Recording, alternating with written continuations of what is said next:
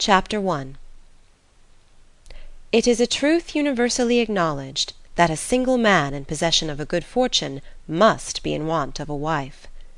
However little known the feelings or views of such a man may be on his first entering a neighbourhood, this truth is so well fixed in the minds of the surrounding families that he is considered the rightful property of some one or other of their daughters. "My dear Mr. Bennet," said his lady to him one day, "have you heard that Netherfield Park is let at last?" Mr. Bennet replied that he had not. "But it is," returned she, "for Mrs. Long has just been here, and she told me all about it." Mr. Bennet made no answer. "Do you not want to know who has taken it?" cried his wife impatiently. "You want to tell me, and I have no objection to hearing it." This was invitation enough. "Why, my dear, you must know Mrs. Long says that Netherfield is taken by a young man of large fortune from the north of England, that he came down on Monday in a chaise and four to see the place, and was so much delighted with it that he agreed with Mr. Morris immediately, that he is to take possession before Michaelmas, and some of his servants are to be in the house by the end of next week." "What is his name?" "Bingley." "Is he married or single?" "Oh, single, my dear, to be sure. A single man of large fortune, 4,000 or 5,000 a year. What a fine thing for our girls!" "How so? How can it affect them?" "My dear Mr. Bennet," replied his wife, "how can you be so tiresome? You must know that I am thinking of his marrying one of them." "Is that his design in settling here?" "Design! Nonsense! How can you talk so? But it is very likely that he may fall in love with one of them, and therefore you must visit him as soon as he comes." "I see no occasion for that. You and the girls may go, or you may send them by themselves, which perhaps will be still better, for as you are as handsome as any of them, Mr. Bingley may like you the best of the party." "My dear, you flatter me. I certainly have had my share of beauty, but I do not pretend to be anything extraordinary now.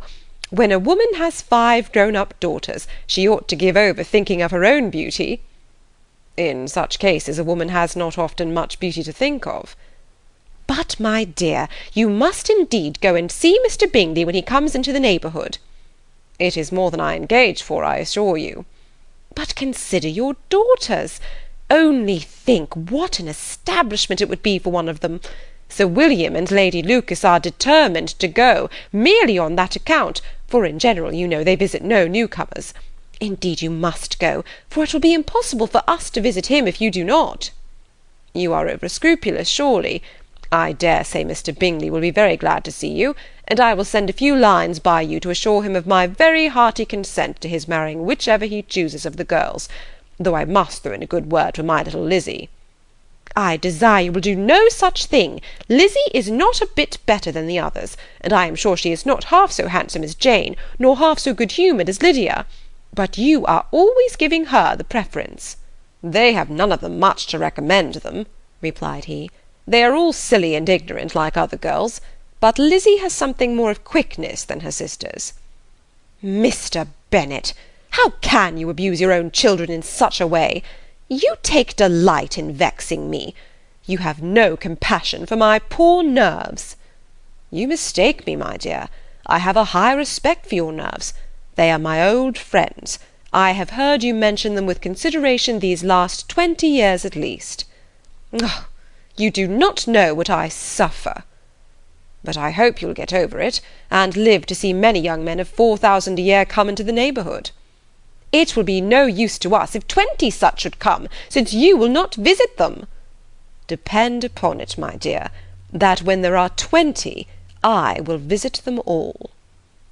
Mr. Bennet was so odd a mixture of quick parts, sarcastic humour, reserve, and caprice, that the experience of 23 years had been insufficient to make his wife understand his character. Her mind was less difficult to develop. She was a woman of mean understanding, little information, and uncertain temper. When she was discontented, she fancied herself nervous. The business of her life was to get her daughters married. Its solace was visiting and news.